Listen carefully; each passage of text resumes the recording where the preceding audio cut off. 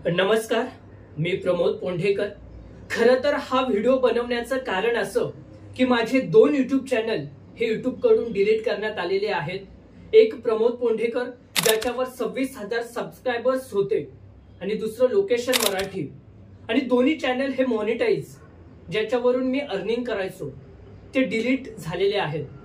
खरं तर हा व्हिडिओ मी सहानुभूतीसाठी नाही बनवते, तर माझे मित्र मला म्हणाले, त्यांनी रिक्वेस्ट केली की तू तुझा अनुभव शेअर कर, तुझे YouTube चॅनल कसे डिलीट झाले हे नवीन क्रिएटर्स लोकांना सांग, जे नवीन युट्यूबर्स आहेत त्यांना तू तुझा अनुभव शेअर कर, जेणेकरून त्यांना चांगलं मार्गदर्शन भेटेल, म्हणून मी हा व्हिडिओ बनवतोय।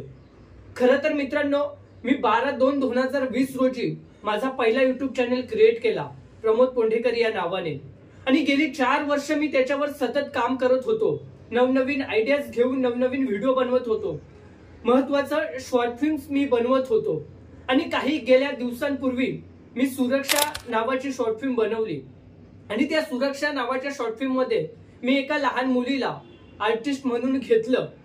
तिचं वय 14 वर्षा आत होतं, आणि रेप केस याबद्दल ती स्टोरी होती, आणि तिच्यामध्ये घेतलं, आणि मी तो व्हिडिओ 2 महिने चालला माझा, आणि 2 महिन्यानंतर त्याच्यावर 1 मिलियन व्ह्यूज आले।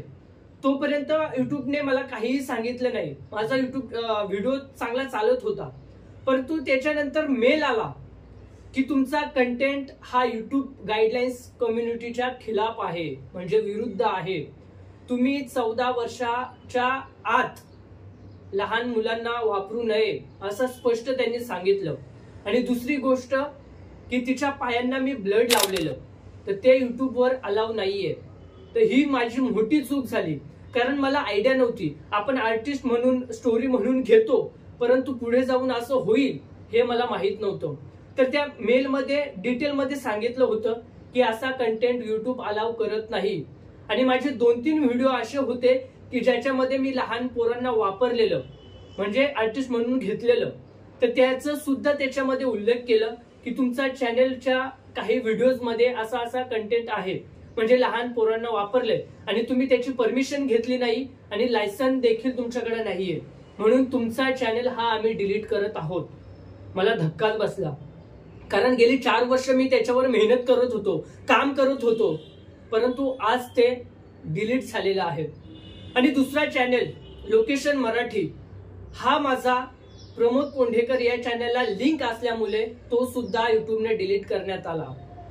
कारण काय, तर लिंक होता, हा पण तुमचा चॅनल आहे असं समजलं जातं।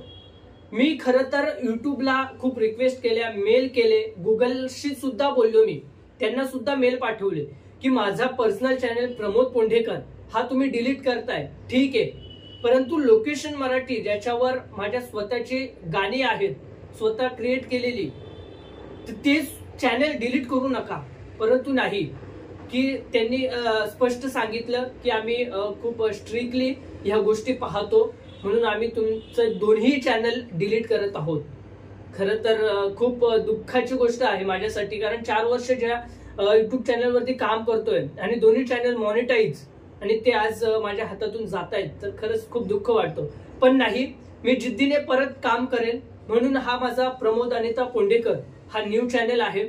नवीन असेल तर सबस्क्राईब करा, आणि दुसरा चॅनल लोकेशन मराठी म्युझिक या नावाने आहे, त्याच्यावर नवनवीन गाणी येतीलच, आणि त्या चॅनलची लिंक मी माझ्या डिस्क्रिप्शन मध्ये देत आहे।